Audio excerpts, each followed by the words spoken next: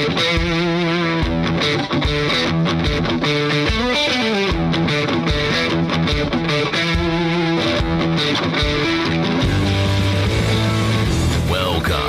to the Fantasy Footballers DFS Podcast, coming to you from pristineauction.com studios with your hosts, Jake Ciely, Chris Meaney, and Joe Holka.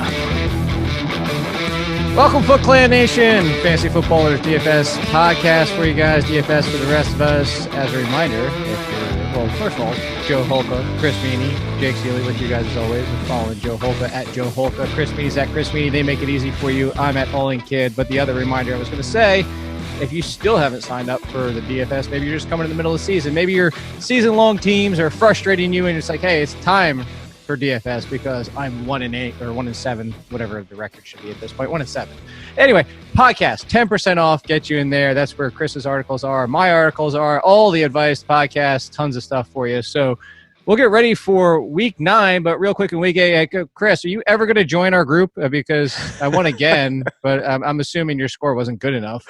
Yeah, I had Corey Davis. It did not work out for me. Matthew Stafford to Kenny Golladay. That was really nice. But yeah, I don't know what's going on with that contest. I know I shot you guys a message. I'm not figuring out the FanDuel invites, but promise to get in because I got a heck of a lineup today. Woo.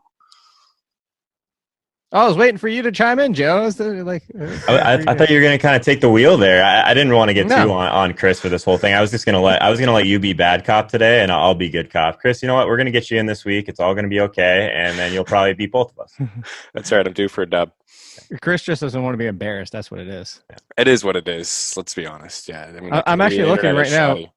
What was it? 150? I don't even know what. Oh yeah. See, I stomped Joe. That's why he doesn't want to say anything. That might be part of it. Let's talk week 9. Let's get ready for it. So let's just jump right into cash lineups as always. Straight cash, homie. All right. Let's start with running back. Joe, you can go first since you want to be nice cop, or is it good cop? Nice cop. Good nice cop. That's the other guy. That's the guy that's the Canadian version, Chris. Yeah. I feel want some donuts with that? There you go. All right. You're just kicking running back to me since Christian McCaffrey's back on the main slate, or what? Well, no. I legitimately, that's part of the reason, but there's twofold here, Joe, is because if you're looking at DraftKings, this is now, we joked about it for a few weeks, this is Russell Westbrook territory where it's very hard to get a lineup, especially on DraftKings, with Christian McCaffrey or Dalvin Cook in it. I think one thing that's really changed this week, and in particular, I mean, just in comparison to other weeks, it seems like they really scaled up some prices based on like kind of less games on the slate. Even some of the value guys, like I don't really love anyone under 4K this week. Even like it's really tough. So McCaffrey, like you said, he's 10K. I think a lot of people are going to struggle to click him, which just makes me want to find a way to play him. But even like at the quarterback position, like some of these guys are really priced up as well. A couple of the wide receivers, like Chris was mentioning Kenny Golladay before. I'm sure we'll get into that, but his price is extremely elevated relative to where it has been most of the season. So it's going to be a tougher week, especially if we don't get any value kind of opening up. But that said, I'm still going to probably do everything I can to get McCaffrey in my lineup. I get that it's a tough matchup. Tennessee second against running backs on the ground.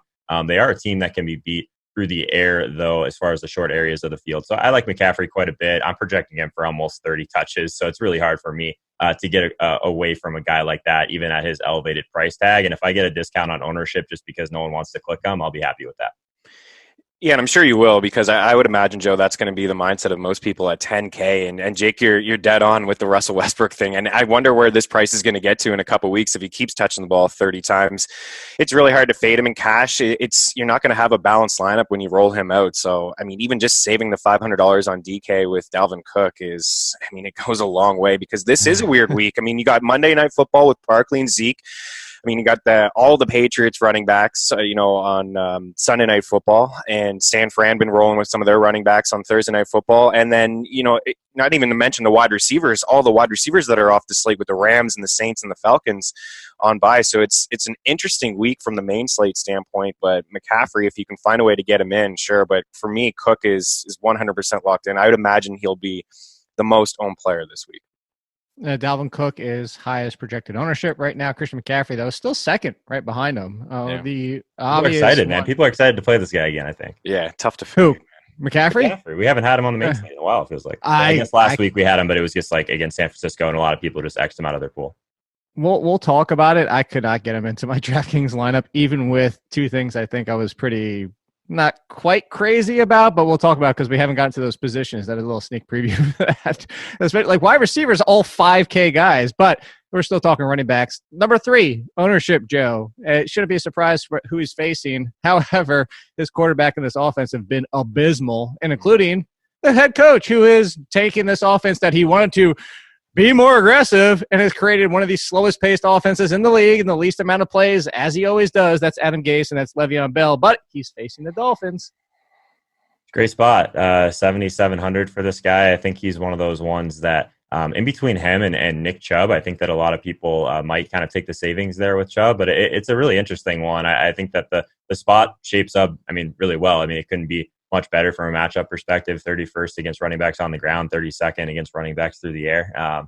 If we do get the volume from Le'Veon Bell, like we haven't gotten a ton of efficiency from him this year, of course, but I do think that he's a guy that if you did want to kind of build around and you didn't want to get all the way up to McCaffrey, or maybe you've already locked in Dalvin Cook, like it sounds like Chris is on, I'd be in on Le'Veon Bell this week. I thought that he was a decent tournament play even last week. They're on the road, tough team total, but the touches should be there. Yeah, Bell's completely frustrating, and it's not even him. It's Adam Gase. He wants to make things easier for his quarterback. Why don't you just hand it off to Lev Bell? I said this to you earlier in the week, Jake, on the throwback. There's no excuse for Lev Bell to get 8 carries. Like, what the heck is happening? 8 carries? Are you kidding me? 7 picks in the last 2 games for Sam Darnold. Hand it off. The matchup is great, like Joe said. They've allowed the 2nd most rushing yards, the 3rd most fantasy points. On DK, he's priced up like he should have a game. On FanDuel, if you're a player over there, he's not priced up that way. He's 7K. Josh Jacobs, James Conner, Jones, Chubb, Carson, all those guys are more expensive than Lev Bell. So it's easier to get him in over there. You're not going to get the full point for a catch, but that's the difference between the two sites. And I'm going back to him. I won't do it in cash though. I just can't. I've been burned too many times from him. So he's just a tournament play for me. Well, here's 2 more I want to throw at you. So Joe brought up Nick Chubb. Right in between Le'Veon Bell and Nick Chubb is Josh Jacobs. There's the one right there. So Josh Jacobs, and then 2 right behind Nick Chubb, which is, I think people are making assumptions, obviously. But if James Conner is out, Jalen Samuels is just we joke about the free square cliche all the time, but you pretty much have to plug in Jalen Samuels, right? That's your savings. Joe talked about things opening up. That's something opening up right there.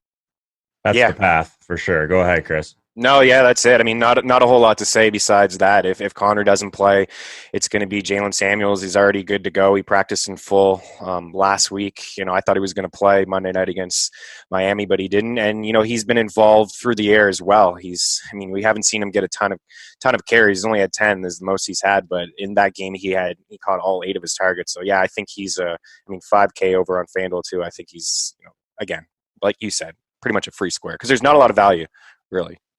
Seems like a week 2 where the matchups are better for some of these like volume backs than we had last week at least. Like take McCaffrey out of it against Tennessee. We've got a couple really poor defenses against the run at the top for some of these guys. Like you mentioned Dalvin Cook before. We talked about Le'Veon, but I would put Samuel right in there against Indy if we were to kind of get that. I think it'd be a tougher spot for him to kind of go off through the air, but if he gets a decent amount of carries, I think at 4K, he'd be one of those guys that you would just have to lock in and move on.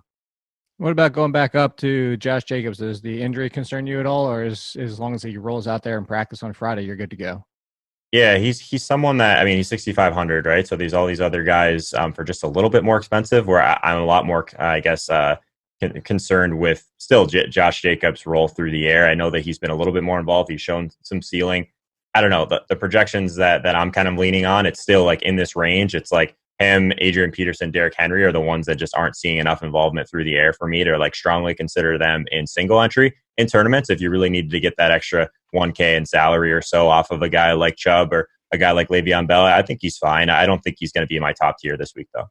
Yeah, Henry's interesting because, we're talking about rush DVOA with Football Outsiders, dead last, 135 rushing yards per game. Henry, since Ryan Tannehill has come in, he hasn't been just running into walls.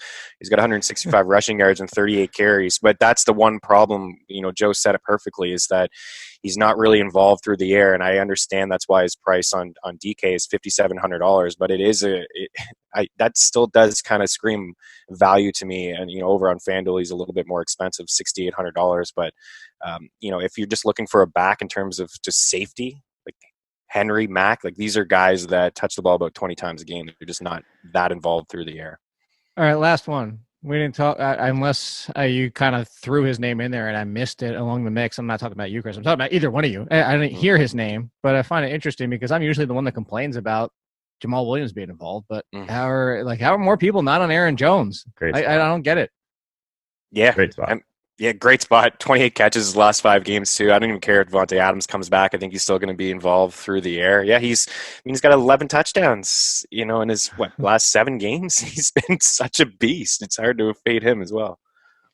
Yeah. All right. You guys have any concerns with pace in that game before we move on, though? I think that Green Bay, that Chargers team is just moving at like a snail's pace right now. And I guess it's still not something that would just completely get us off Aaron Jones. Like, I'm with you guys. Like, his volume through the air has been fantastic. I think he's a really talented guy. Matchup's great. It's just he's going to have to do it, I think, with a little more efficiency than some of these other guys. But that's something we've seen from Aaron Jones in the past, so it could happen. Yeah, and that's the upside of Aaron Jones is the efficiency. So, all right, let's talk wide receivers then. Let me ask you this question, Joe. Have we gotten to the point with the Buccaneers that neither one of them ever feels good in cash now? Like, because it's just, hey, it's Evans week. Hey, it's Godwin week. But this could be the week where it's both of them, right?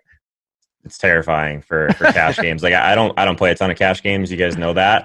But even last week, we're trying to figure out what guy to bring back in our Tennessee stacks. Like, for me, it was Evans. He was the guy that I think offered a little bit more upside, maybe a little bit more regression coming from his air yard profile. But yeah, like, it's basically, if you pick the wrong one at the same price, like, your lineup was completely different. And I think that could continue to happen. We've seen it a bunch of times this year. It scares me to get all the way up there and really just have to kind of flip a coin at that point. And they're really expensive this week. Like, talking about guys that have been priced up, they're both well over 7K. They're over 8K on FanDuel as well. So both of those guys in this spot might be tough to get to this week. All right, before Chris, you go, then who's your top one that you're looking at right now, Joe? I still think it's Evans for me. I think that the target share that he's seeing with the deeper targets, but like, honestly, a lot of the metrics that I really valued, they're like very close. I think that you could maybe give Godwin a slight edge in like something like yards per route run, but it's really splitting hairs at that point. More often than not in these situations, you would just say play both of them in GPPs, but it's been a weird situation in Tampa Bay where like neither one has been, or both of them have not been getting there in the same game. So I think it's still Evans for me. One thing that I think is interesting is people are getting a little bit smarter. I heard a couple of people mention this early in the week, but like normally people would be getting off of these like Marvin Jones type plays or and really, like, if they had a big week before, it might actually be good to go back to them because people are just jumping off that train right away. They never used to do that. People are attacking the guy that has like the regression coming, like the Galladay play last week. He was 30% owned in the Millie Maker after having a couple poor weeks, and Marvin Jones is going up. People are getting smarter, so it's almost like we need to go the other way now, or maybe I'm overthinking that. Interesting. If I had to pick the two, I think I would go Evans as well. It's a little bit easier to get them in on DK, and Joe alluded to it on FanDuel. They're 1 and 2 in terms of pricing. I mean, they're both top 5 wideouts. We know that Tampa Bay's secondary is awful, and Jameis Winston's going to have to throw the ball. They don't even have a run game. So, I mean, I think I would pick Evans, but I have no problem with just a Tampa stack. Like Godwin, Evans, and Jameis. I know it hasn't really happened with both of them, but Jake, you said it. It could be this week against Seattle, and it's just a tournament play. But I think I'm just going to avoid both of them in cash, and I'm sticking with the same game and just roll out Tyler Lockett. He's a little bit safer. I know what's happening with Tyler Lockett and Russell Wilson every week, basically. All right. Well, since we're still with you, then who else are you going with besides Tyler Lockett? And then I want to get Joe's take on Tyler Lockett. Yeah, well, I do like that Oakland and Detroit game. Kenny Galladay, again, he is pretty expensive, but he's hit the century mark in 2 of his last 3 games. I mean, this total is up over 50. Both teams really struggling against the pass. So, Kenny Galladay, Marvin Jones, I can go back to Marvin Jones as well. So sticking in that game, that's a game I really want to attack. And then, with some KC wideouts as well, or not KC, with some Minnesota wideouts as well. Stephon Diggs. I'm not going up to the top with Adam Thielen, but I will spend some money on Stephon Diggs.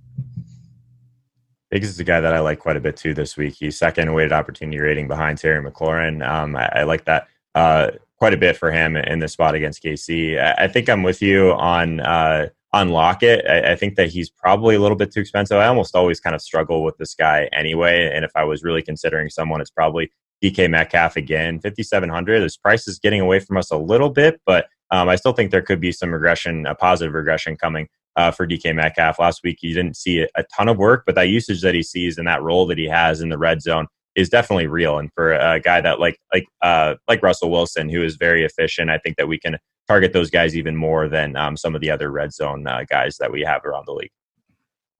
Was there anybody else you're looking at wide receiver wise? There's a couple guys. I hate to even bring him up at this point because he's failed us a couple weeks in a row, but Mike Williams still profiling as one of the guys that's underpriced. I mentioned that I have concerns with pace in this game, but I would feel bad if I didn't bring him up. If you can't go back there, I think that Curtis Samuel at 4,300 is one of the guys that I'm kind of locked in as far as this week. He's top 10 in weighted opportunity rating. I do think that in this matchup, he sets up to have a pretty decent game. He kind of can attack the secondary where Tennessee can be beat. So I like the idea of going to Curtis Samuel. I think you can play him and McCaffrey together and not have to roll out the quarterback. But I think that Samuel, if you can't go back to Mike Williams, would make a lot of sense this week too. Yeah, there's a couple of usual suspects. I mean, John Brown, we seem to bring up every single week. Well, you do. Yeah, I mean, 4 catches in every game so far this year, 5 catches in 4 straight. I mean, Washington's coughed up the 6th most fantasy points to wide receivers. I mean, he's in that price range where he's not too expensive. He's not a value. He's just okay if you're looking at that 6K range. And then another guy, I don't think we've really talked about him enough. I think it's because Mitch Trubisky just stinks. But Allen Robinson has been also pretty consistent this year as well. I mean, at least 7 targets and 4 grabs in every game, 15 catches in his last 2, 5 catches in 5 straight games. We know about the Eagles secondary. We know about the struggles that the run game, with Chicago and going up against that Eagles run defense as well. So, I mean, 32 targets in his last 3 games. He's definitely a value on DK. Yeah, I was waiting for Allen Robinson to be brought up because I think it's a great one, honestly. I have Allen Robinson in a lot of spots. I want to go back to one thing, Chris. I'll ask you first and then go back to Joe because Joe is the one that's down on the pace in that game. What about Keenan Allen? Because Keenan Allen played through an injury, had a touchdown that he dropped. I mean, I see people asking in the chat on The Athletic, like, what do I do with Keenan Allen? Should I trade him? Like he did nothing. And I'm like, what do you mean he's done nothing? Like, he legitimately almost had a huge game while playing hurt. But is it just there's the pace? There's too much mix now with Hunter Henry and everybody healthy and Melvin Gordon back. Is Keenan Allen basically, I guess, has Keenan Allen lost his luster? Yeah, I don't know. I think it's Phillip Rivers. I mean, I put the blame on Rivers. I mean, this guy's really declining in a hurry. Last week was encouraging, at least 10 targets. The week before that, 11 targets. But he hasn't hit the double-digit fantasy mark in, since week 2, week 3, when he had those 3 monster games. But yeah, Henry's back. Gordon, they don't even have an identity, I feel like, on offense. So not for cash, but, you want to go a little bit off the board in tournaments? Absolutely, because Jacob had those same questions as well. And heck, Keenan Allen apologized to all you fantasy players out there last week for his poor performance. So you want to roll him out in tournaments? Sure, but not a cash game for me. Yeah, I mean, you can always appreciate a guy that's going to at least say sorry for his fantasy production. I respect that, at least out of him. I mean, the price is nice. I guess my biggest concern, I still think that the Chargers have one of the worst offensive lines in the entire league. So in theory, that should draw a few more targets, kind of the short area of the field. And that's just a spot where Green Bay is really strong. You can probably say that they're close to a top 5 team in the short area of the field. So I still prefer Williams for significantly cheaper. I think there's more upside there. But the Keenan Allen, I mean, he's always going to draw ownership too. So I think that that's part of it. Just like Keenan Allen, like he has that name value. You're never going to get him at like sub 5%, I don't think, in most of these tournaments. And then if you're really trying to pay up to be contrarian, that's kind of what you want to do, I think. And in one of the tournaments I was in last week, someone actually got Julio Jones at like 1%. So like if there's some name value there, you really need to try and attack those situations. I think Keenan Allen's going to fall somewhere in the middle for me. All right. Anybody else before we move on? Not really. Not in cash. It's pretty dull week, really, for wideouts, I feel. Well, so then I'll bring up one and go back to the matchup because maybe this is why I say, is he cash? He's just tournament because of how bad the quarterback's been. But I'm going back to the Jets game. Robbie Anderson. I mean, yeah. Robbie Anderson. I know. Look, my concern on this team is more about Jamison Crowder because he's sharing so much with Demaryius Thomas. The one thing that hasn't changed is still Robbie Anderson. And granted, this is kind of similar to the Tyler Lockett, who you brought before, Chris, is that we always concern, well, what if it's only a 4-target game? But like Tyler Lockett, he does more than most. And again, it's the Dolphins. I see you nodding along. So are you on board with that, or are you still a little bit concerned because it's still I like Robbie. I do like Robbie this week. I mean, no Xavier Howard, past DVOA, 32nd. So without the best corner. And you know what? The targets have been there, as bad as Sam Darnold has been. I mean, 22 targets in his last 3 games.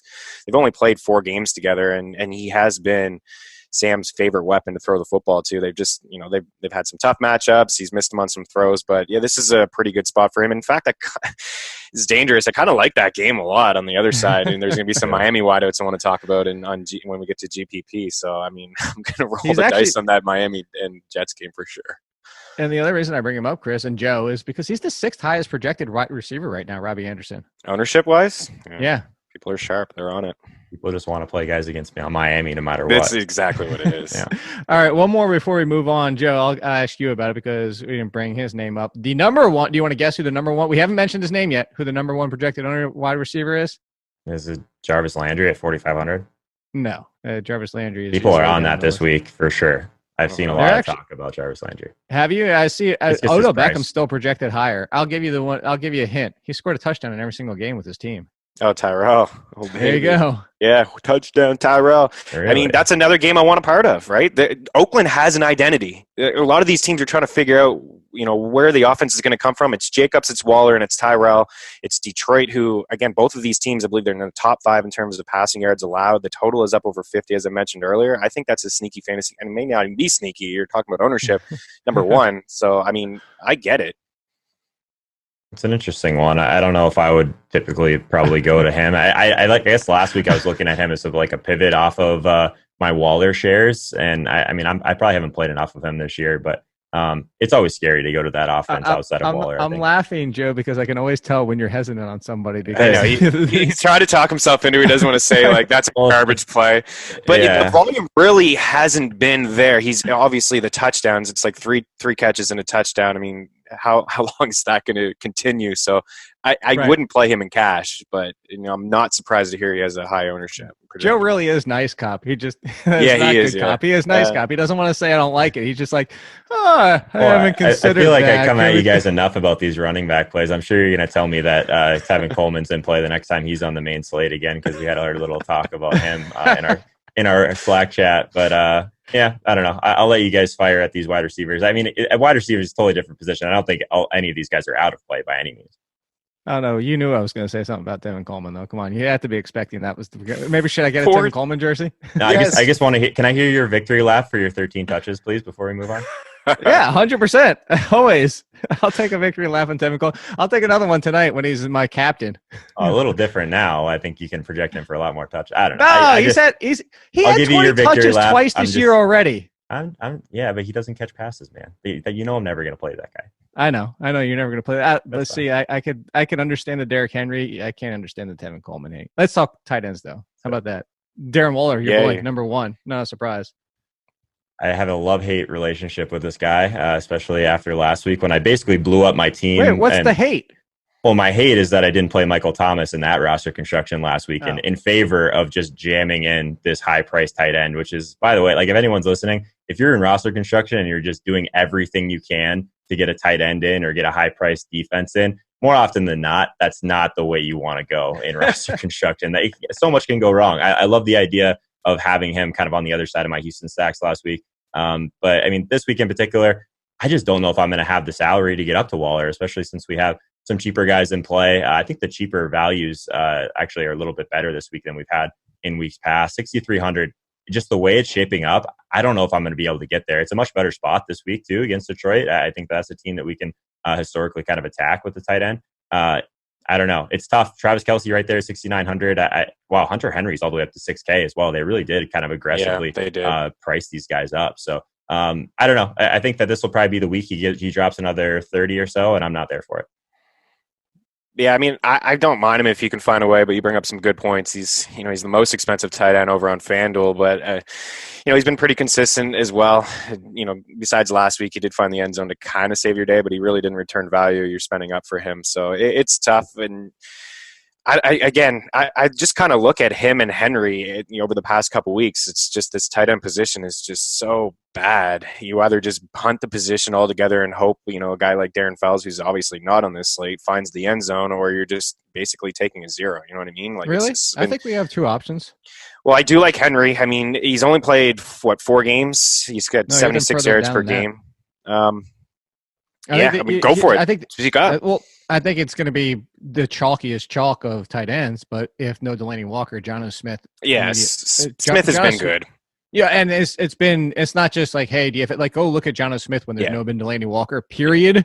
And he's in that mold of the Ingrams of the world where it's just a pass catching tight end. The other one I think is really interesting, although he missed practice now too.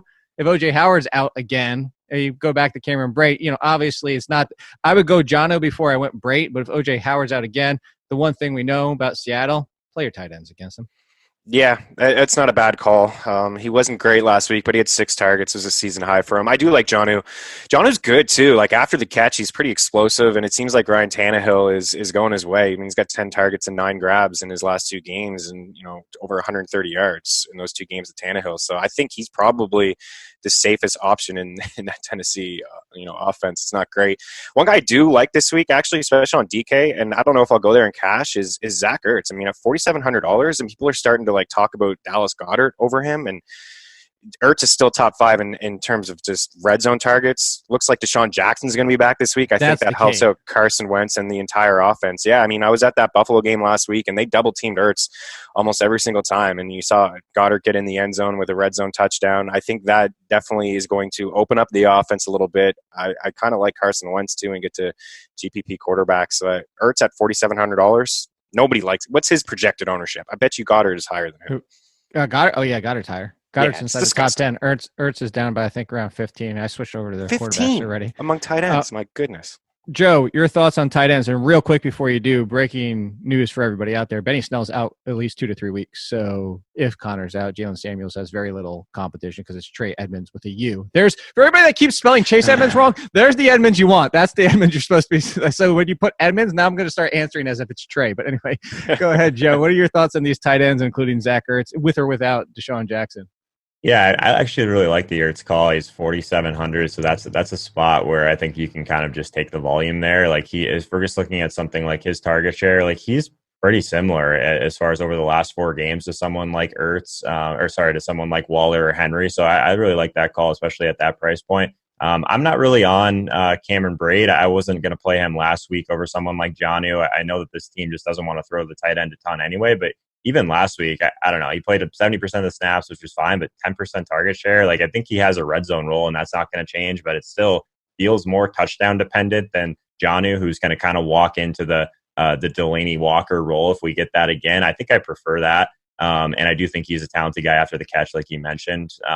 Have another guy as well, significantly cheaper. It's a brutal total, but I brought him up plenty of times this year, but I still think that there's going to be a Noah Fant game at some point. He's 3K. I was waiting for it. He's 3K. I actually think that this week he probably makes more sense than other weeks where I've brought him up. Now that we don't have any Emmanuel Sanders, like there's a target share there that I think is up for grabs, and I think that Noah Fant could be a guy that, like, these tight ends for rookies, they take a while to get going, but he did have 9 targets last week. Didn't do a whole lot with them, but he played a ton of snaps. I think that he is at 3K if you wanted to pay all the way down and get a little bit different from these other guys. Maybe not in cash. Probably should have saved them for GPPs, but I wanted to make sure that I mentioned it. Brandon Allen to Noah Fant, 7K. Look at all the money you saved, oh baby. Oh my God! Don't do it. Please don't do it, Joe. Just give me your lineup instead. Let me be your entry. Well, quarterback. Now I got to put him on my FanDuel team. Do it. Get him in there. So I'm going to go Joe first. You both get the guess. Joe first. You get the first crack at it. The number 1 projected owned quarterback currently. That's Matthew Stafford. No, I said Wilson. Joe first. You jumped the gun. I'm bad cop. That's got to be Russell Wilson, right? You're both wrong. So Stafford's number 2. Russell Wilson is 5. You're both wrong. I'll give you both one more shot. That seems wrong. It does seem wrong. That seems wrong. I don't really have another take. I'm pretty sure it's going to be Russell Wilson. No, this is why we do the show. I mean, Aaron Rodgers. No, Aaron Rodgers is 7th. You got one more shot, Joe. Oh, man. I don't have a take. It's Russell Wilson to me. No, there's no. Derek Carr. The number one currently projected owned quarterback is Jameis Winston. No. Look at Joe shaking his head. No chance. Yeah, no chance. Wrong, incorrect. There's Just no wrong. chance. Sorry. Disgusting. I don't mind Jameis, but I mean, I'm not. If that's going to be the case, like, I'll just move away. Well, We're going to win a lot of money Chris. this week if that's the case. Yeah. Chris, I'll go to you first so on this. You seem a little bit happier to talk about this than Joe, the bad cop over there. So, Jameis, I'm going to tie it in. We're about to talk tournaments. So, one, you said no chance in cash. And I'm assuming if he's going to be the number one projected quarterback, there's no chance in tournaments either because there goes all the upside because he's turnover machine. Yeah, exactly. I mean, we all know what Jameis is in terms of real life football, but in fantasy, I never really mind him because, he has those two weapons and the run game we talked about, and plus his defense is so poor, but I'm not going to play Jameis at the highest projected ownership. There's no way. I mean, I'll just spend down or spend up for Russell Wilson. I mean, I think that's kind of the play. And, Chris Carson's in a tough spot against that Tampa Bay run defense. So I'm shocked actually to see that it is Russell Wilson. But I guess if you are trying to paint a script in your head where Russell Wilson and the Seahawks have their way and Winston has to throw the football with these two weapons, he does have two top five fantasy wideouts, but I'm not going to play chalk Winston. No thanks. I'm so confused. I just don't get it. What am I missing here? I'm like literally piecing my way through the Jameis Winston play, like trying to figure out what people are doing. If that's the case, I don't understand. You guys All right, so you make your case for Russell Wilson, but if you give us another option if you can't and don't want to pay up for something, because I think that there's conceivably no way you can do Wilson McCaffrey. I mean, that's just it'd be very tough. Yeah, it's pretty tough. Yeah, so Russ, I mean, 7,100, he's expensive, right? I would be shocked if he doesn't be the guy that's like approaching like that 20% marker. So, but yeah, I mean, I like this game quite a bit against Tampa Bay. I think it's one of those ones that we can project for kind of a higher pace for sure. It is one of the higher team totals, massive pass funnel, like for all the same reasons we've been targeting Tampa Bay with quarterbacks. I think Russ makes a lot of sense. They're a team that can be beat deep, so I like that because Russ has been throwing deep this year. He's like third in yards per attempt on the slate. He's going to give us some rushing ability too. I mean, I've got him projected with not a lot of running quarterbacks on this slate. Like, I have a hard time thinking that people aren't going to be on Russell Wilson, even at that price point. So I think he's interesting. If you didn't go there, I'm kind of on just like paying all the way down potentially for some Fitzmagic action. I actually think he's interesting against the Jets. Someone that hopefully we see some points in this game, which I'm not quite sure about. But he's not scared to throw far down the field. I mean, the Jets can be beat pretty much all over. He's got a revenge game with basically every team in the NFL at this point, right? So I think Fitz is fine. He's someone that I hopefully will give us a little bit on the ground as well. So 4,800, I think paying all the way down is almost always in play at this position. So those are the guys I'm looking at. If you were on the 3 screen and people were watching the video, you saw my reaction. You took my guy. I'm all over Fitzpatrick. Yeah, like Fitz too. 3 for 3. And that was going to be the pay down if I wanted to try. Well, I do have Dalvin Cook in one of my lineups. Is just pay down. I'm not going to pay down for Brandon Allen. I know you were saying that tongue in cheek, Chris, but like Fitzpatrick, like you said, Fitzpatrick is Jameis Winston at a severely discounted price. Like that's just really. Are you sure he didn't mix up that ownership? I'm looking at it. Yes, Fitzpatrick is actually 3, 6, 7, 8, right behind Rodgers, in front of Matt Moore and Mitch Trubisky. Which, by the way, let me bring up the third one for you, Chris. We talked about Tyrell. Derek Carr has been better than people realize. Like that, I'll say it. I'll leave it at that. We also know that Derek Carr doesn't really have the ceiling of most, but we are talking cash. We're talking about 5,500 on DraftKings and 7,300. Not great, not as great of a price on FanDuel, but for that price, any consideration for that? Let me tell you about this guy named Derek Carr, man. Yeah, good matchup. Again, high total. Like that game a lot. If I think a lot of people will look at Stafford, but yeah, if you like Waller and you like Tyrell, I mean, I think Derek Carr does make some sense at $5,500. I mean, Detroit has allowed the most passing yards so far this season, like per game. So I think that's a good spot. I just love the Fitz call too. I mean, that's kind of why I brought up Schaub last week, is because there's some weapons. He's going to have to throw the ball, and I like to spend down at the quarterback position. I don't really like to strap myself. I love Russell Wilson. Like, it all makes total sense to plug in Russell Wilson, but you're going to save yourself, over $2,000 at the quarterback position is going to allow you to really spend up. So I won't fully go with Carr. I like it. It's okay. I do like But if Wentz you're in that going range as well. But yeah, if I'm going to go in that price, I'll actually just spend down for Fitz. And I kind of like both of his weapons too. And definitely Devontae Parker. Yeah, that was going to be my follow-up. If you're going down that low, why not just keep going? Yeah, pair him up. You guys, real quick. So I also wanted you to explain one of those paintings behind you, Chris. Like you said, you're in a hotel room. Like, is that a skull? Is that a skull with a hat on a phone? Like, what is that? Yeah, I don't know. It's a dude with a scarf around his face. Is it a dude or is it like a skull person from New Orleans? No, it's a dude. Yeah, I'm sorry, Vegas New Orleans. Yeah, I'm in Vegas today. There's a couple. I don't know if you can see the other one. Got a little girl there. It looks like she's showing a little skin, but the guy there behind me is also showing some skin. So yeah, some weird paintings. There you go. This is what happens when you travel with Chris. You're traveling, man. I was gonna say, do you guys want to guess who's by far the lowest projected owned quarterback? I'm not even gonna let you guess. Kirk Cousins against the Chiefs. Ooh, I was gonna say nobody wants Kirk Cousins. So wow. I bring that up because let's talk some tournaments. You down with GPP? Joe, Kirk Cousins, Chris, Kirk Cousins, tournament style. Is this where he's in play? I mean, do we stack if Adam Thielen's back, potentially the two receivers and Kirk Cousins, or are people deservedly hesitant because it's a run against the Chiefs to beat them? You don't necessarily need to pass too much. Yeah, I think that's it. I mean, Cook, I feel like he probably will at the end of the day. If you're playing in big tournaments, he's probably going to have the highest ownership, and I'm all about Cook too. But if you're going to maybe fade him in one lineup, I think it does make sense to play Kirk Cousins. That maybe it is a Kirk Cousins and Thielen and Diggs game against Kansas City. It's very possible. I know the Chiefs they've certainly dialed up some pressure lately and getting after the quarterback. Everyone saw Kirk Cousins against Washington on primetime Thursday Night Football. He was efficient, but he didn't do a whole lot, and he's had some of those games so far this season. So I got him written up in the DFS Pass under GPP options. I think you can get by. He's not one of my favorite options, but it does make sense if you're going to fade Cook in one. You guys saw his price, right? 6,700. Yeah, I think that's what I don't know. That's a really tough price tag for him, isn't it? It is. He's so expensive. That's why I think that's why people are tournament play. Yeah, fair enough. Yeah, so you're completely off even in tournaments, right? For sure. He's not in my pool. But if you want to play a large field, and I think what you said about Dalvin Cook, it definitely holds some weight. If he's going to be one of the higher guys on the entire slate, just pivoting to Cousins would make some sense, especially because of that price tag. Because would not be shocking to see him be sub 5% owned. So I'm at the on large field stuff. All right. So before we move to running back, Joe, stick with you. The two deepest quarterbacks down by 1%. Deservedly so for one of them is Baker Mayfield and that matchup. The other one, though, Jacoby Brissett, who's been pretty dang efficient this year, although has started to fall back of recent. Either of those tournament appeal for you, or just why even bother? Yeah, I don't know if I have a really strong taker for either of those guys. I think that Jacoby Brissett would be a guy that if you got him at super low ownership against Pittsburgh, this Pittsburgh team I think they're kind of really struggling without some of their studs. We've seen what's happened with Juju this year. So I think that he's fine.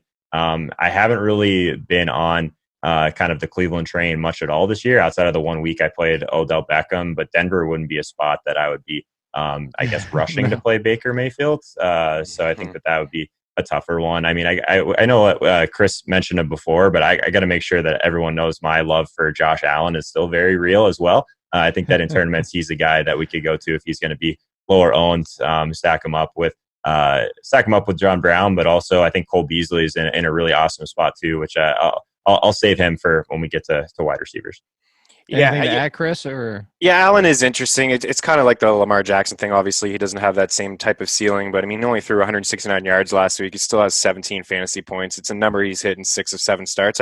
I like him a little bit more in cash because I just don't really quite know where his ceiling is, even though he is decent spot against Washington for sure. I'll go back to Carson Wentz. I actually think this could be a Carson Wentz game if Deshaun Jackson is rolled in there, and his price is decent over on DK. He's in there 5.7. You see that little red 7 there, but you look at Chicago in terms of just quarterbacks they played. Rivers last week didn't look good. Bridgewater, Carr, Keenum, Joe Flacco. I mean, they haven't faced a lot of good quarterbacks, and Carson Wentz has only had Deshaun Jackson once so far this year, and he 150 yards, 2 touchdowns, and 8 catches. So I think it just opens up the entire offense. I think Alshon could have a decent day. Miles Sanders is catching balls out of the backfield as well. So I like Wentz as a tournament option. I don't think anybody's going to be on him either. All right. I like it too. I actually am with you with that as long as Deshaun Jackson is out there. Yeah, So Deshaun's the key. Yeah. Let's move to a running back. Chris, your boy and your namesake over here, Chris Carson. He gets the vaunted Buccaneers. And it's legitimately the vaunted Buccaneers run defense. Look at who they faced. They've given up touchdowns to, I think, 2 running backs on the season, and 2 of those are among the elite, and they were still low yardage days. Only one person even over 100, and that's combined yards against them receiving. So is Chris Carson a potential tournament? Because I'm looking right now. Projected ownership, deservedly so. It's in the basement. Yeah, it is in the basement. Very high price tag on FanDuel, where he doesn't catch a ton of balls. He does have, I think, 3 games with at least 4, but I'm not into him this week. Maybe that's a mistake, but it's just this defense. I have a ton of respect for them. If they're able to shut down Chris McCaffrey, I think they're going to have a decent day against Chris Carson. He could fall into the end zone if Seattle does get up in this game. You lean on him. He's probably going to get his 20 carries like he gets every single week. The volume's going to be there, but it's a really tough spot for him. I'm kind of fading him this week. All right, maybe what's the pick before we go to you, Joe, that you do like?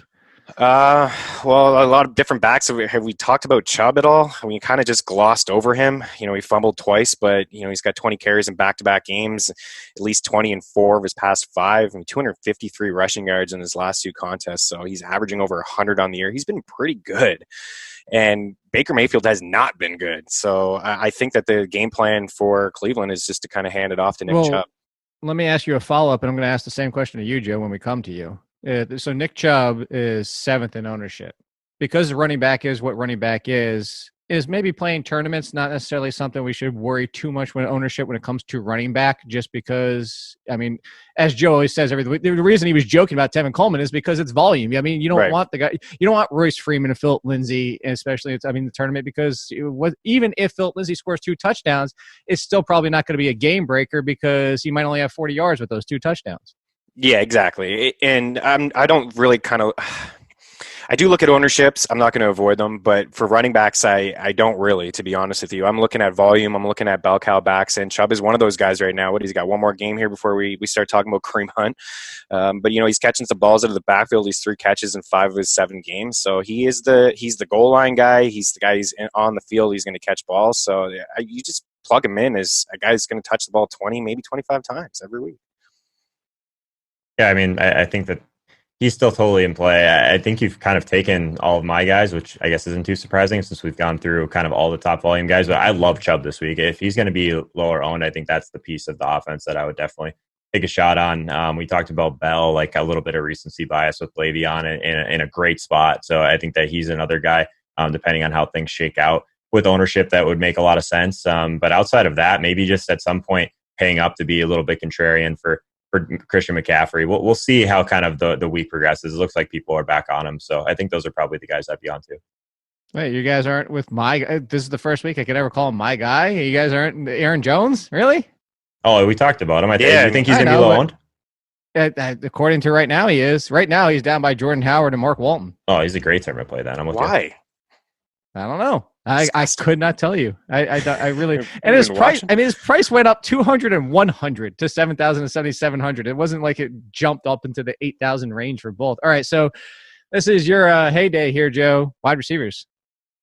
Yeah, so wide receiver, I think there's a couple of guys that make a lot of sense, but in order to kind of get up to some of these running backs we're talking about, we're going to have to find some savings. So I'm kind of going back to, if I'm going to kind of tout this kind of Fitz magic game, I think that Preston Williams is the guy that I prefer going to in that spot. He's still a guy that's top 20 in weighted opportunity over the last 4 weeks. He's someone that hasn't quite gotten there, but he is kind of seeing those deeper targets. If you get him at lower ownership in this spot, I think it's great, especially because the Jets are the 4th worst team at defending the deep pass. So I think that he's interesting.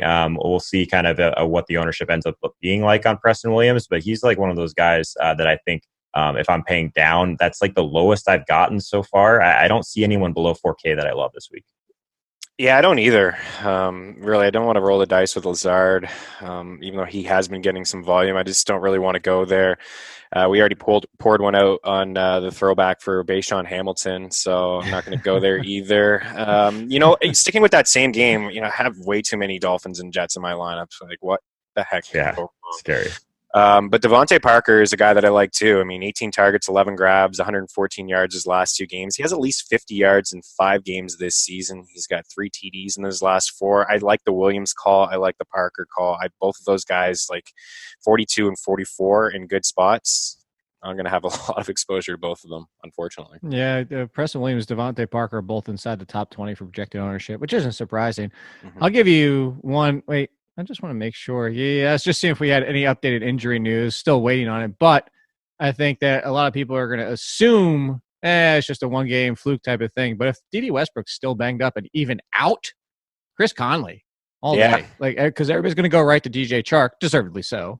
But if you're going to get involved in that game with my man Beowulf over here, that's on the London slate though, right? You have to you go on a full slate, I think, to get involved with him. But you're right to bring him up. Yeah, you can get the full slate still on DraftKings, right? Mm-hmm. Yeah. You're right to bring him up because he's been trending. He's getting a lot of targets lately. Yeah, I was just looking at it because this has the full slate for including the London game, and he's still down by looks like the AJ Brown of the world. Which nice. AJ Brown, are we completely? Like, I will bring him up. That's the last one I'll bring up. Or Corey Davis, your boy, Chris. Corey Davis, AJ Brown. No. Are they legitimate tournament plays? Because I mean, this is recency bias in its truest form. They are way off the charts. Nobody wants a piece of them after what happened last week. Yeah, it's typical, right? Nobody wanted him 2 weeks ago with the Tannehill change. He has the good game, and all of a sudden everyone wants him. I think we were right to. I mean, Tannehill was fine, but I think we were right to, for the most part. I got suckered into it, but I didn't have full exposure with Corey Davis because this is kind of what he does, and he's been hot and cold. But yeah, if you're looking for the ultra contrarian, with some value at the wide receiver position, sure. I mean, he still had 6 targets. He just, Tannehill didn't really hook up with them. So I don't mind it, but I'm kind of really just avoiding that entire game in general. Yeah, I think that the defense is the play that I really like in that game still. So I'm not so much on Corey Davis or the passing game. I talked about Tannehill quite a bit last week on just like if he was going to see pressure, it worries me a little bit. Last week he didn't see as much, but he's probably one of the worst quarterbacks on the slate if you're just looking at his yards per attempt while under pressure versus when he's got a clean pocket. So that worries me against a team like Carolina that we know can get to the quarterback. So if anything, I'm just on the Carolina defense on this game. All right, then before we get to defenses, let's talk tight ends. Is there legitimately, Joe, this is a question, Chris is shaking your head. You know the question I'm going to ask. Is there anybody do we not bring up that's tournament playable? At tight end? Because you already mentioned Fant, so that's what I mean. Like, what do you want from me right now? If I've already talked about Noah Fant, no, here, I'll give you one.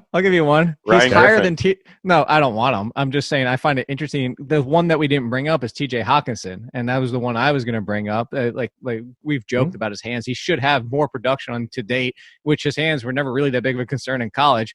I just find it interesting that 2 spots in projected ownership in front of him is Jacob Hollister for the freaking Seahawks. Like, goodness. Like, are we really just like, Bucks, let me plug somebody in? I don't hate the Hawkinson call, to be honest. Like, I mean, it's a pretty good matchup for him. Hawkinson. Hawkinson. He's run some routes. It's the same thing with these guys. It's like he only had 1 target last week, so can we really go back to that? But from a tournament perspective, yeah, I mean, I think these rookie running backs, these rookie tight ends, they could have some fluctuation between big games and then nothing, big games and nothing. So I think he's fine at that price. He makes some sense. No, real quick before you go to hold on, Chris, real quick. I want to address the Hawkinson thing. Is this so? What has changed course this year? The Giants, to your point, Joe, the Giants have been sneaky good against tight ends this year. All of a sudden, yeah. What has happened there? I don't know because they still don't have any. I mean, it's been like 5 years where you can just plug in anybody. I mean, like they've never addressed linebacker. I think it just honestly, let's talk. Kidding aside, if you look at the Giants, this is the second year now they've been moved to a 3-4. That's immediately going to inherently clog up that area of the field a little bit more. If you look at their safeties and the strength of their safeties is in shorter, is in getting after the rush. So I think if you just look at their team makeup with Jabril Peppers now there, that's the area of the field where their defense, and you've seen them exploitable against the pass, even with Janoris Jenkins, deep outside, speedy guys, all that middle of the field. It's just, I think there's just a bunch of dudes running around and they're slow and they're just clogging things up, honestly. Give them some credit. They finally figured out over the past few years. Put a bunch of unathletic guys over the middle of the field. You'll stop tight ends. I mean, it used to just be automatic. Whoever played the Giants, you just plug in whatever tight end. It didn't really matter, and they were just going to find the end zone. I brought up Griffin. Maybe we've talked too much about the Jets in Miami, but if Herndon doesn't play, Griffin, yeah, you're right.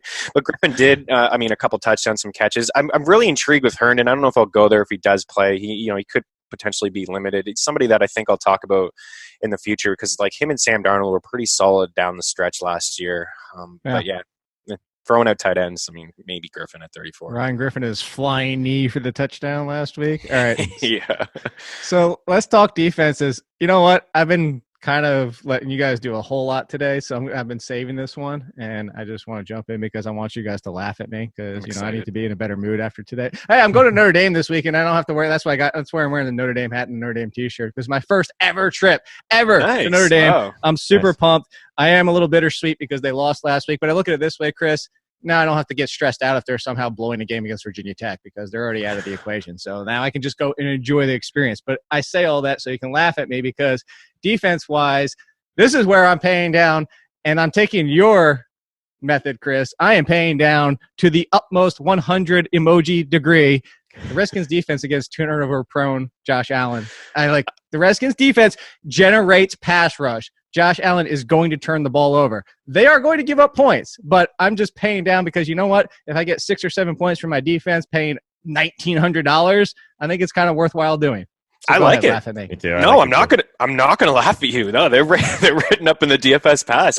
And you look at some of the points. 6 points against. Hey, how do you save 10% on the DFS podcast, Pass, baby? Podcast. 6 points against Meaney, 8 against San Fran, 10 against Miami, whatever. But 5 against New England. If they can get 5 fantasy points against New England, I'm sure that they can get 5 points against Josh Allen. You're dead on. Allen has been turning the ball over. He almost has more picks than touchdowns. Again, fumbling last week on the 20, turned that whole game around against the Eagles. So he can't take care of the football, and I like the call. We've talked about this. I actually overpriced him by $100. It's $1,800. Yeah, $1,800. It allows you to do a whole lot, and I don't feel like they'll give you a minus. And I think we said this a couple weeks ago when the Jets played. I forget who they were playing, and they were $1,500. It may have been with the Patriots, wasn't it? Yeah, no, I think it was against Dallas, potentially. And I think they had like 3 or 4 points, but it didn't matter because you were able to spend up. If those guys that you spend up on hit, then you're perfectly fine. There's a lot of different ways to go this week with defense. It's very interesting, but I do like that call, Jake. All right, Joe. Yeah, you like it too? Yeah, it's great. And by the way, Chris is fired up. We should get him to Vegas every week. This is great. Man. I like the call quite a bit, especially the price attacking a guy that's definitely going to take some sacks. I'm with you on that. I think that both sides of that game make sense from a defensive perspective this week. So I got no issues with that. I think the kind of the clear pay up option to me is still Carolina, but there's still only 2,800. So the difference in price there, if you have it, I think that's still the one that I would prefer. But yeah, Washington's getting pressure. I got no issues with that, man. I think that's a really sharp play. So what else? Where else are you looking, Joe? You want to know what the 4th highest owned? I'm surprised it's not number 1 because people saw Brandon Allen. It was boom, putting the Browns defense everywhere, even seasonal. Yeah, I think the Browns are pretty interesting. I struggle with these ones where they just go on the road to a tough environment. But it doesn't get much better from kind of a quarterback perspective that you're targeting. So I'm in on that. I don't know. As far as the pressure rate, I think that they're probably okay. I think that this is a week where we have some really great options facing poor offensive lines, and you've already mentioned a couple of them. So I think that in tournaments, I think that would be one. But if the ownership gets out of control, I think I still prefer the other ones we talked about. Well, one more, and you can answer the same question, Chris, because I'm asking both of you guys about this defense. You just said poor offensive lines, and if you want to talk about a game which is essentially a home game for this team, because that's what teams coming to the stadium are, home teams, Green Bay Packers against the Chargers. The Packers are going to have to they're going to end up forcing the Chargers to pass to keep up in this game with or without Devontae Adams. We know that. Phillip Rivers doesn't have his time to even think and drop back at times. It is essentially a home game for the Packers, Joe. I love it. And that was one of the ones that I was considering bringing up just because of what you just said. The Chargers probably have a bottom 3 offensive line at this point. They've been horrendous. You're going to get passing volume on the other side with Rivers. So I like that. He hasn't been someone that's been taking a ton of sacks, at least most recently, but Green Bay is one of the the pressure teams that we have on the slate. The ownership I'm looking at, it looks like Green Bay is going to be really contrarian. So if that's the case, I think that would be a really interesting one. Could be something to do with price. 3,400 on DraftKings, on FanDuel. They're pretty expensive as well, I believe. So they're only 4,200 on FanDuel, so middle of the pack. But I think that if they're going to be that low owned, that'd be a nice one for tournaments. Yeah, I like that call as well. I think most people will just automatically go Broncos, Jets, try to get in the Bills or Seahawks. So I think, Packers getting them at $3,400 is pretty contrarian as well. I do like Cleveland. I mean, they've dialed up just 3 sacks per game. Doesn't seem like a lot, but it's 6th on this slate. So it's not bad. And we already mentioned Brian Allen. Yikes. Anybody else you want to throw out before we talk about our stacks and lineups? I think that's good for me. Yeah, not really. All right. So let's do it. Let's talk stacks.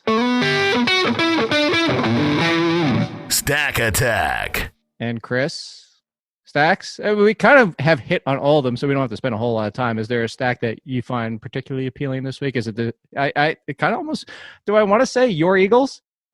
Yeah, you guys are. I do like the Eagles this week.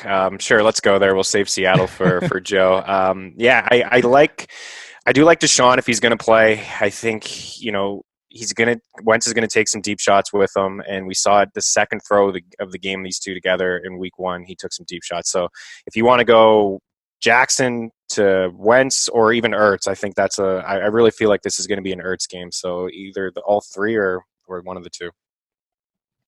Yeah, I think we should probably talk a little bit more about Seattle, because I think that's one of the better spots on the slate when he is definitely higher owned than Winston, by the way.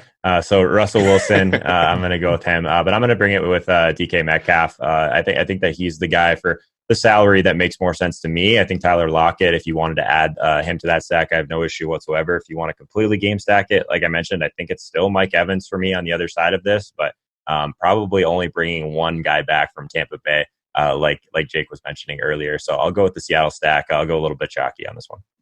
All right, fair enough. I got nothing for you guys. I'm kind of rolling semi-stacky naked, like quarterback naked this week.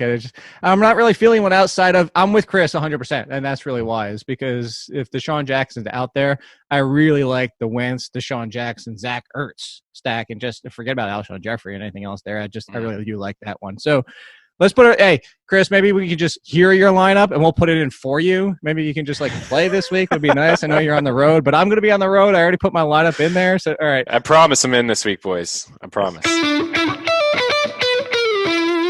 DFS Battle Royale. All right. And Chris, you want me to give it? Lineup. Give you the lineup? Let's do it. The winning lineup here. Okay, so yeah, Wentz. I actually wanted to come up with a FanDuel lineup with Fitzpatrick. I think he's a great play on DK, but he's only the price difference between Wentz and Fitzpatrick on FanDuel is $400. So I got Wentz in there, Dalvin Cook, Lev Bell, Devontae Parker, Marvin Jones, Stephon Diggs, Zach Ertz at tight end. Love the DK Metcalf call by Joe, and then I have the Cleveland Browns defense.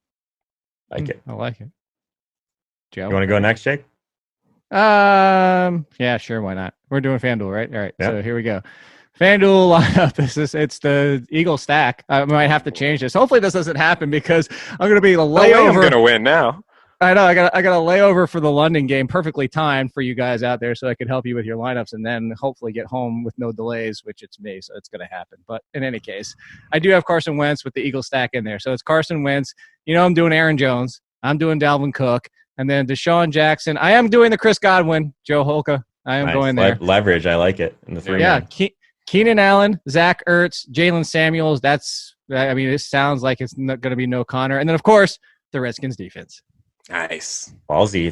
He throws Samuel into the 3-man without even knowing the full news yet. That's interesting. I know. And the Redskins defense. I love it. What could go wrong? And Deshaun Jackson. I'm going to have 60 points. Yeah, literally. I like the aggressiveness. So you're really playing to win. I like that. So I am going to go with my boy Fitzmagic. I think $7K on FanDuel. Nice. Like you said, I don't think as many people are going to play him over there because of that. So my main stack is going to be Fitz to Preston Williams. I think Chris talked me into Devontae Parker a little bit. So Fitz, Preston Williams, Devontae Parker, bring him back with Robbie Anderson, who's 6,200, probably a little bit overpriced on FanDuel, but he'll be my bring back. I'm going to jam in all the running backs, CMC, Dalvin Cook, Nick Chubb, and then Carolina defense with Christian McCaffrey, like I mentioned. And then my boy at tight end, Noah Fant. Let's get a Noah Fant game. For the love of God, 1 week. Let's get a Noah Fant game. It'll probably be jersey on the way. You can get a Fant one too. That's true. I considered going with my boy Mike Gesicki. He's going to win $1 million at some point in the next 10 years. Gesicki's going to win someone $1 million. In the next 10 years. Yeah, so it could happen this week. I hope that the Jets and Dolphins game there's 50 plus points, and we'll be pretty happy when we come in here next week.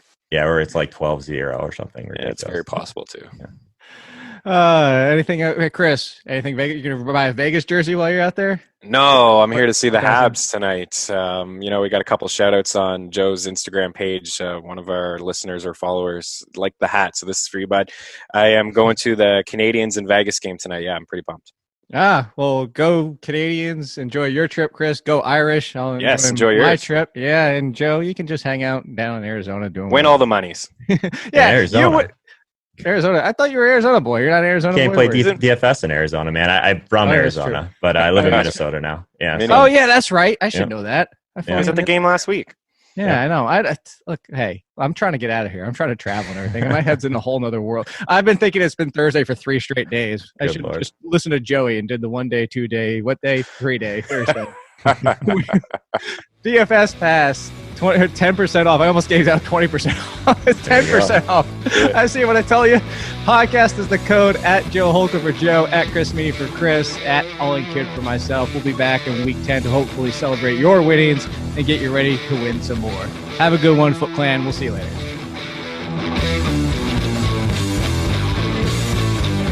Thank you for listening to another edition of the Fantasy Footballers DFS Podcast. Don't forget to visit us on the web at www.thefantasyfootballers.com.